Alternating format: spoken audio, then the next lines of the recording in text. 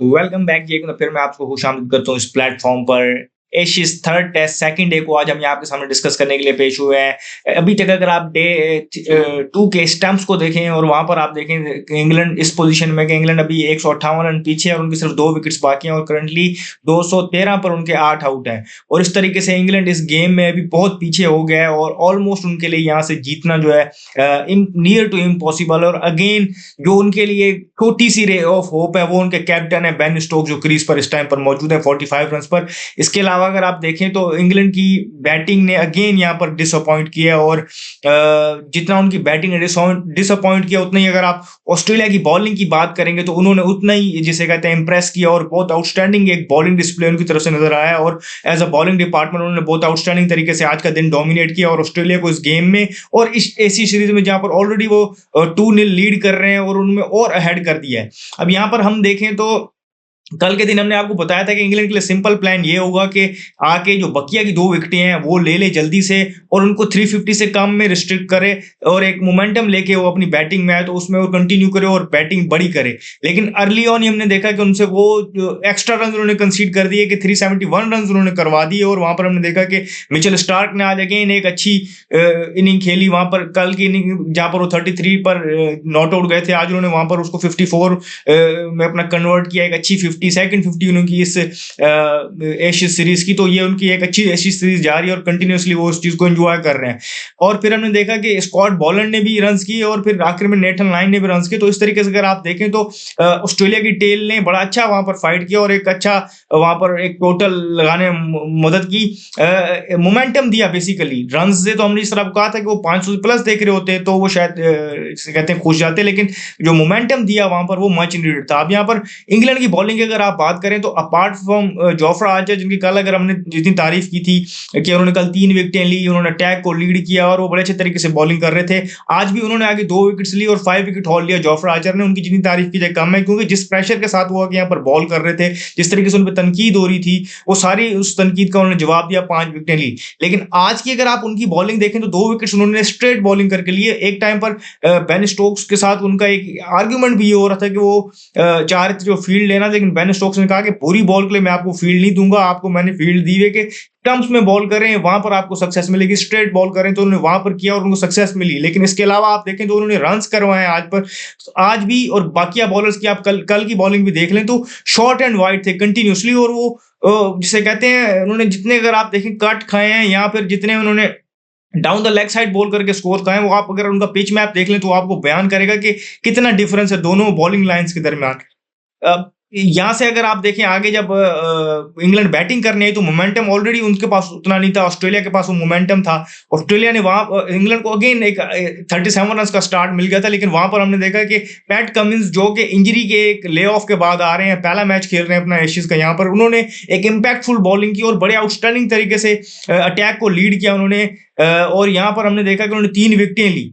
फिर Nathan line जो मैंने आपको बताया था कि उनका एक्सपीरियंस आप देखेंगे कितने एक्सपीरियंस बॉलर हैं वो। और मैंने आपको प्री मैच में बताया था कि विकेट टैली जो ऑल टाइम ऑस्ट्रेलिया के लिए टेस्ट क्रिकेट में वो मैगरा क्रॉस कर गए हैं, वो सिर्फ शेन वॉर्न से पीछे हैं। सेकंड लीडिंग विकेट टेकर हैं टेस्ट मैच क्रिकेट में ऑस्ट्रेलिया के। आज उन्होंने 2 विकेटें ली तो वो इस तरीके से उसको क्रॉस कर गए। तो आप ये देखें कि उन्होंने भी यहाँ पर आके अपने कैप्टन के लिए वो रोल प्ले किया कि जहां पर इस हीट में उनको अपने बाकी बॉलर्स को रोटेट करने में आसानी हुई। और ना सिर्फ वो उन्होंने एक एंड से बॉलिंग करते रहे और उन्होंने 2 विकेटें भी ली और क्रूशल टाइम पे ली और बड़ी अच्छी बॉलिंग की। तो इस तरीके से बॉलिंग लाइन बिल्ड होती है। और अगर आप उनके बाकी बॉलर्स की भी अगर बॉलिंग देखें तो वो बहुत ही कम आपको देखने को मिले होंगे कि उन्होंने कोई कट खाया हो या ऐसे ही कोई down the leg side bowling की हो। लेकिन मेजोरिटी ऑफ द टाइम वो बिल्कुल जिसे कहते हैं डिसिप्लिन नजर आए। तो फिर उनके कैप्टन ने जो प्लान सेट किए तो वो भी कामयाब हुए कि जिस तरीके से वो कैमरन ग्रीन को एक टाइम पर लेके आए, उन्होंने फिर हैरी ब्रूक की विकेट लेके थी जो एक टाइम पर 45 रन पर खेल रहे थे, बड़े अच्छी नहीं खेल रहे थे, उनको आउट कर दिया उन्होंने।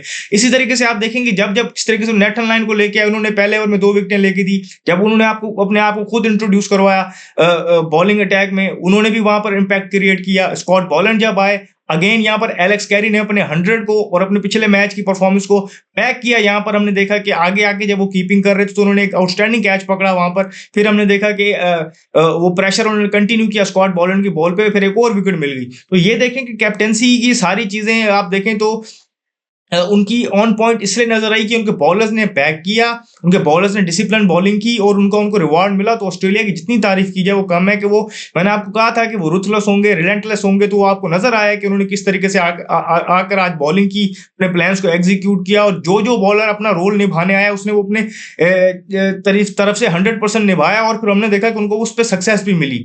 तो ये सारी चीजें अपनी जगह पर हैं। अभी करंटली बेन स्टोक्स अगर आप देखें तो 4 घंटे तक वो अंदर लड़ते रहे, अगेन जिसे कहते हैं सिंगल हैंडली इंग्लैंड के लिए वहां पर बैटिंग में एक शेमफुल जिसे कहते हैं उनके लिए स्कोर हो सकता था जब वहां पर वो 168 फॉर 8 थे और वहां पर जोफ्रा आर्चर ने उनका थोड़ा साथ दिया। अभी दोनों नॉट आउट खेल रहे हैं तो अभी भी 158 रन बिहाइंड है और यहाँ पर उनको कम से कम भी 100 रन की लीड लेनी होगी, जो इम्पॉसिबल नजर आ रहा है। ये 158 का डेफिसिट ही वो शायद 2 विकेटों के नुकसान पर पूरा ना कर पाए, लेकिन एनी हाउ अगर वो 160 170 पे ऑल आउट हो जाए तो ये और उनके लिए शर्मिंदगी का बायस बन सकता था। लेकिन उनके कैप्टन वहां पर क्रैम्प्स के उनको पड़ते रहे, बॉल्स उनको बॉडी पे ब्लो लेते रहे, लेकिन जो उन्होंने वर्ड्स अपनी टीम के लिए बोले थे कि उनसे वो जो चीजें चाहते हैं वो उन्होंने एग्जाम्पलरी तौर पर करके दिखाई। बेन स्टोक्स ने बॉल के साथ हो या फील्ड में हो और बैटिंग में वो अकेला उस बैटल को वहां लड़ रहे हैं। और जिस तरीके से जस्टिन लैंगर ने कहा कि अगर एक बोट में 11 बंदे सवार हों तो सिर्फ एक बंदा उसको पार नहीं करवा सकता, बाकी लोगों की उसको हेल्प चाहिए होगी। लेकिन यहाँ पर अनफॉर्चुनेटली वो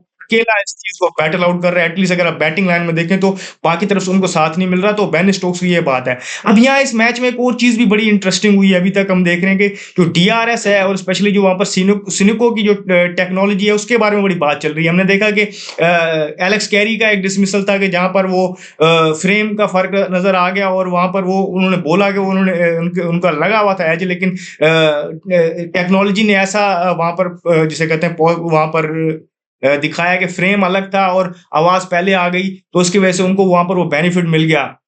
आज भी हमने 2 या 3 बार ऐसी चीजें देखने को मिली हमें और फिर हमने देखा कि लोगों ने फिर इस टेक्नोलॉजी पे, जो सिनिको की टेक्नोलॉजी है, इस पे तनकीद की। ये बड़ा सिंपल है कि आपका एक ह्यूमन नेचर भी है कि अगर आप एक बार एक किसी चीज से आप उसका फ्लॉ देख लेते हैं तो उसका फिर आप ट्रस्ट उस तरीके से नहीं कर पाते। हमने देखा कि वो जेमी स्मिथ वाले डिसमिसल में भी हुआ ये, और फिर हमने देखा कि पहले रिकी पॉन्टिंग ने इसको क्रिटिसाइज किया, फिर ड्यूरिंग द मैच हमने देखा कि स्टंप माइक पे आवाज में मिचेल स्टार्क की वो भी इस टेक्नोलॉजी को जिसे कहते हैं कि क्रिटिसाइज कर रहे थे। अब पहले हमें ये पता था कि जो एम्पायर्स है उनको ये बताया गया था कि एक फ्रेम का फर्क होता है और वो इनफ होता है, या 1 या 2 फ्रेम का फर्क होता है। अभी हमें एक जिसे कहते हैं कि बहुत समझ नहीं आ रही कि ऑडियो कौन से स्टंप माइक की प्ले कर रहे हैं और जो फुटेज दिखा रहे हैं उसके साथ वो बिल्कुल सिंक नहीं कर रही, और स्पाइक आती है और उस टाइम पर बॉल बिल्कुल किसी चीज के क्लोज नहीं होती, और फिर जब बॉल क्लोज जा रही होती बैट के उस टाइम पर वो फ्लैट लाइन आ रही थी। तो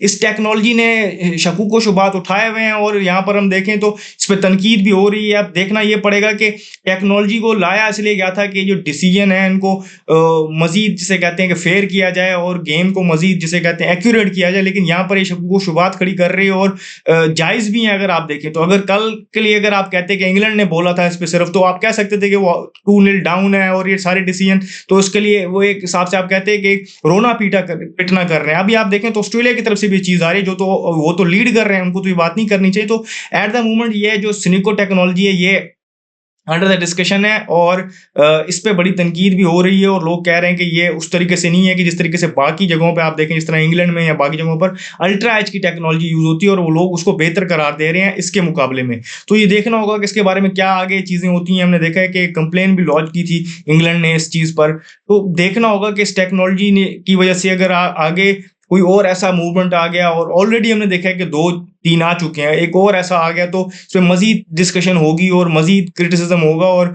जो गेम एक्चुअल चल रही है और जो सारी चीजें उससे तवज्जो हट जाएगी। तो अभी भी हम देख रहे हैं कि इस पर बात हो रही है और हमें भी यहाँ करनी पड़ी है। तो जो भी फर्दर अपडेट्स होंगी हम आपको यहाँ पर देंगे। इस वीडियो में फिल वक्त इतना ही, मुझे दीजिए, शुक्रिया, अल्लाह।